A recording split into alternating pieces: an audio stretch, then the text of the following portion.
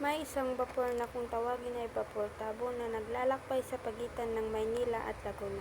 Ilan sa mga sakay nito ay ang mag-aalahas na si Simon, Basilio at Isagani. Nang makarating si Basilio sa San Diego ay dinalaw niya ang puntod ng kanyang ina sa libingan ng mga Ibarra.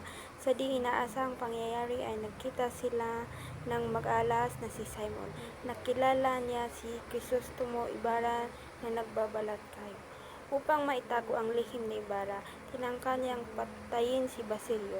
Ngunit hindi ito natuloy kaya hinimok na lamang ni Simon si Basilio na makiisa sa kanyang layuning maghiganti sa pamahalaang Kastila. Tinanggihan ito ng binata dahil nais niyang makatapos sa kanyang pag-aaral. Samantala, habang ang Kapitan General ay nagliliwaliw sa Los Baños, ang mga mag-aaral na Pilipino ay naghain ng isang kahilingan upang magtatag ng isang akademya ng wikang Kastila. Hindi ito napagtibay sa kadahilan ng ang mga pari ay nagmamahala dito. Sa gayon ay hindi sila magkakaroon ng karapatang makapangyari sa anupamang pamamalakad ng nasabing akademya.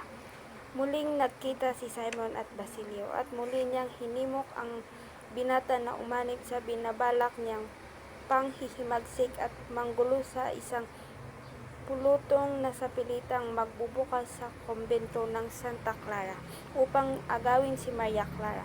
Ngunit hindi ito nangyari dahil sa kabiguang maipatayo ang Akademya ng Wikang Kastila. Sila ay nagkaroon ng talumpati sa loob ng Panseteria kung saan tahasang tinuligsa ng mga mag-aral ang mga pari. Nalaman naman ito ng mga praile. Kinabukasan, sa mga pinto ng universidad ay natagpuan ang mga paskin na naglalaman ng mga pagtuligsa at paghihimagsik.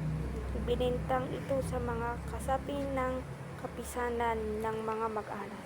Dahil dito ay ipinadakip ang mga mag-aral at nadamay sa mga dinakip si Basilio. Labis itong ipinagdamdam ng kanyang kasintahan na si Julie. Bagamat urong-sulong ay tuluyan ng nilapitan ni Julie si Padre Camora upang hingian ng tulong na mapalaya si Basilio.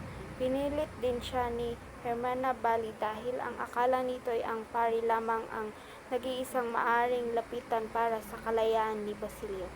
Upang mapawalang sala, ang mga estudyante ay nilakad ng kanilang mga kamag-anak ang pagpapalaya sa mga ito.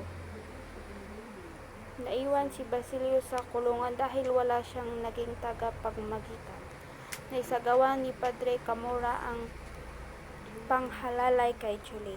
Dahil sa pangyayaring iyon ay tumalon sa bintana ng kumbento ang dalaga na siyang naging dahilan ng kanyang kamatayan. Patuloy pa rin si Simon sa pagbabalak ng paghihiganti sa pamahalaan. Upang matuloy ang kanyang balakin ay nakipagsanib siya sa negosyo ni Don Timoteo Pilares, ang ama ni Juanito. Nagawa niyang ipagkasundo ang kasal ni na Juanito at Paulita Gomez. Ninong sa kasal ang Kapitan General. Ang mga may mataas na katungkulan sa pamahalaan ay inanyayahan din niya sa piging na idaraos. Makalipas ang 2 buwan ng pagkakakulong ay nakalaya din si Basilio sa tulong ni Simon. Dahil sa mga pangyayari sa kanyang buhay pati na rin ang pagkamatay ng kanyang kasintahan, si Julie ay tuluyan na siyang umanib sa balakin ni Simon na paghihimagsik. Sinamantalaan na ni Simon ang pagkakataong iyon at ipinakita sa binata ang bomba na kanyang ginawa. Lampara ito na hugis, granada at kasinlaki ng ulo ng tao. Ihahandog niya ang magarang ilawang ito sa ikasal na sina Juanito at Paulita. Araw na ng kasal nina Juanito at Paulita at mag-iikapito na noon ng gabi. Palakad-lakad si Basilio sa tapat ng bahay na pagdarausan ng piging. Nanaog na rin si Simon upang lisanin ang bahay dahil sa nalalapit na pagsabog. Aalis na sana si Basilio ngunit natanawan niya si Isagani, dating kasintahan ni Paulita. Pansamantalang nalimot ni Basilio ang kanyang kabiguan sa buhay, kaya ipinagtapat nito kay Isagani ang magaganap na pagsabog. Binalaan niya si Isagani na kung maaari ay umalis na din upang hindi na madamay pa.